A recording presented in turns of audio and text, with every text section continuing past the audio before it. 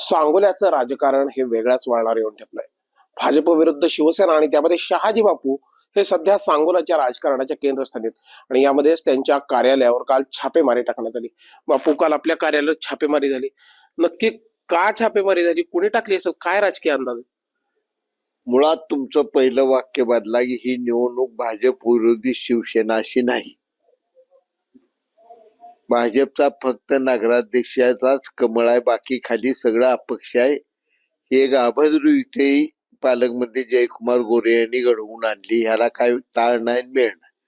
इथं लाल बावटा बी आहे, उबाटा बी आहे. मी उद्धव ठाकरेचा बी झेंडा त्यांच्याकडेच आहे, शेका पक्षाचा झेंडा त्यांच्याकडे आहे, भाजपचा झेंडा त्यांच्याकडे आहे, आरपीआयचा झेंडा त्यांच्याकडे आहे. जेवढं काही झेंडा गोळा होतील तेवढं करून ही झालेल्या युतीमुळे सगळ्या तालुक्याला हे सगळं एक विचित्र चित्र आमच्यात दिसायला लागले. भाजप त्या अभद्र युतीतला बारका 10% घटक फक्त 2 उमेदवार आहेत भाजप. उलट पक्षी माझ्या शिवसेनेवर 20 वर्षी जी महिला लादे म्हणून मॅडम आहेत, भाजपचं प्रांतिक वर काम करतायत, त्या धनुष्यबाणावर मी उभा केला आणि त्या 100% निवडून येणार आहेत. त्यांना मी सांगितलंय तुम्ही निवडून आता या धनुष्यबाणावर, पण उद्या काम तुम्ही तुमच्या आवडीच्या भाजपचं सुरू ठेवा. भाजप तशी निम्मी मायाकडे निम्मी तिकडे गेली. कोणी केलं काल छापेमारी? आता पोलिसांनी केलं एवढंच मी म्हणेन. त्या पाठीमाग कोण आहे मला तर कसं कळणार. पोलिसांनी केली. राजकीय वर्तुळात कायम म्हटलं जातं की माझ्या मते ही छापेमारीचा सूत्रधार माजी आमदार दीपक साळुंखे आहे. दीपक साळुंख्यानं जयाभाऊला काय स्टाईल मध्ये फोन केला असेल मी सांगतो. दीपक साळुंखे मायापेक्षा राजकारणात वाढत गेलाय. भाऊ एवढं केलं का झालं, धुळा झाला, याचा सुपडा साफ झालाय. ही गर्दी सोडाव, सभा मोठी बिठी आमच्यात असं होत असतंय. ती बापू नाटक कराय, त्या टिंगली टवाळ्या भाषण ऐकाय गर्दी होत असते, त्याला माणसं मत देत नसते. ते झालंय आपलं जुळलंय, ह्याला तेवढा जामाची रात्र करा म्हणजे होतंय असला फोन केला असेल. जेव्हा पोलिसांना म्हणलं उठा सुटा धरा बापूला आवळा तिथे जाम करा, झालो आम्ही 4-5 जण. आबांच्या फोनवर पालक झाल्यावर जयाभाऊ तुमच्या बोराटवाडीला येणार आहे, तुमच्या धर्मपत्नीला सांगणार आहे. ही काय चाललेलं वर नाही. तुम्ही लय सांगण्यात पाया पडती होऊ नका ना. तुम्ही राजकारण सोडून फक्त मान दहिवडीत मुक्काम करून राहील, मग लय जड जाईल. एकदा मी मान दहिवडीत घुसलो जयाभाऊ तुम्ही मग नको, पण हे करायचं नाही. मी रणजित निंबाळकरला काल सांगितलंय ही निवडणूक झाली का जयाभाऊ मी तुम्ही फडणवीस साहेबांसमोर बसू, शिंदे साहेबांसमोर बसू. चुकलं असेल माझं, मी भारतीय जनता पक्षाच्या मंत्रालयाजवळच्या कार्यालयासमोर जाऊन माफी माग. जयाभाऊ चुकला असला तर त्याला काय फडणवीस साहेब करणार ही मी साहेबांना विचारणार. चुका बघा, तारखा बघा, माझे प्रत्येक डायलॉग बघा, खरं खोटे विचार. मी प्रत्येक गोष्ट जिल्हा जुळल असं सांगत होतो. फडणवीस सभेला संधी मिळाली. राजाभाऊ राऊतांनी मला रिस्पॉन्स चांगला दिला. पाटदी शिवसेना भाजप एकत्र केली. राम सातपुते साहेबांनी मला रिस्पॉन्स चांगला दिला. करेक्टिव्ह त्यांनी सांगतील तशी नावं टाकून मी एबी फॉर्म लिहिले आणि त्यांच्या हातात दिलेत. भाजपच्या आमदाराच्या हातात मी शिवसेने एबी फॉर्म दिले की आमची पोरं काहीतरी इकडे कुणाचं ऐकून चूक होईल, पॅनलला धोका होईल, तुम्ही अकलूज मध्ये लढवताय. ही एबी फॉर्म माझ्या शिवसेनाचा अध्यक्ष तुमच्यापाशी दे. जिथं जुळलं तिथं हे उगाच बिघडवून सुटले. 3 वन वे करायचं ना, असं करायचं तसं करायचं. काय ही फडणवीस साहेब पंतप्रधान झाले, काय मिळवायचंय पालकमंत्र्यांना? पालकमंत्र्याला भावी मुख्यमंत्री व्हायचा. ह्याच्यापेक्षा काय काय आम्हाला ओळखी नाही. ही पुढची लय मोठी स्वप्न चालली आहे त्यांची. फडणवीस येऊन गेले, पण या सगळ्यात फडणवीस किंवा वरनं काही प्रेशर पालकमंत्र्यांनी आणले असं वाटतंय का त्यांचाच खेळ? फडणवीस साहेबांची सभा या ठिकाणी अतिशय चांगली झाली, अतिशय शांततेत पार पडली.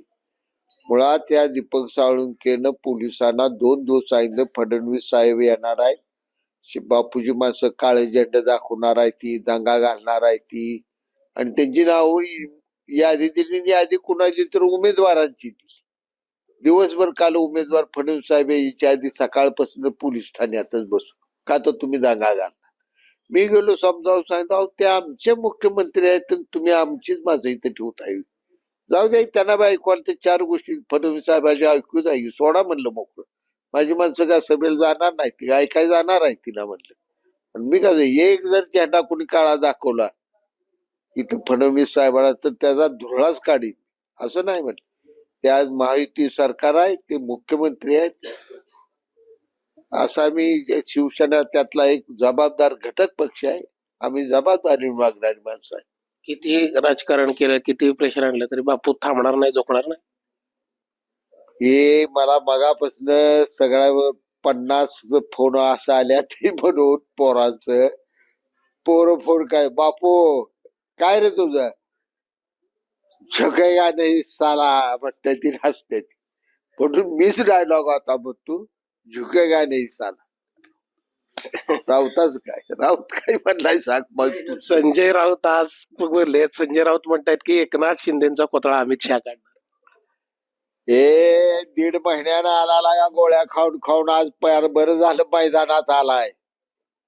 कोथळा आणि मिथळा असं बोलू नका, शांत राहावा. कोथळा तुमचा महाराष्ट्र जनतेने कधीच काढलाय. नगर परिषदेत मशालीचे उमेदवार किती आहे तर राऊत सांग, आता झोपीनं जागा झालाय का, उठ उठ लवकर.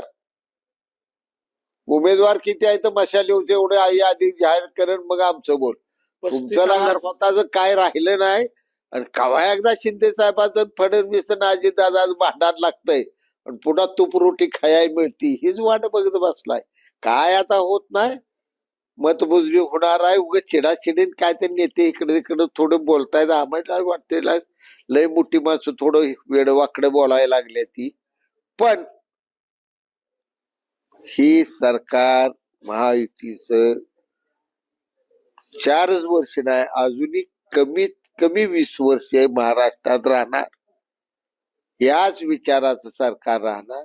पण याच सरकारमधले शिवसेनेचे 35 आमदार फुटतील असंही संजय राऊत म्हणतायत. आणि फडणवीसांचं राजकारण शिंदेना समजत नाही.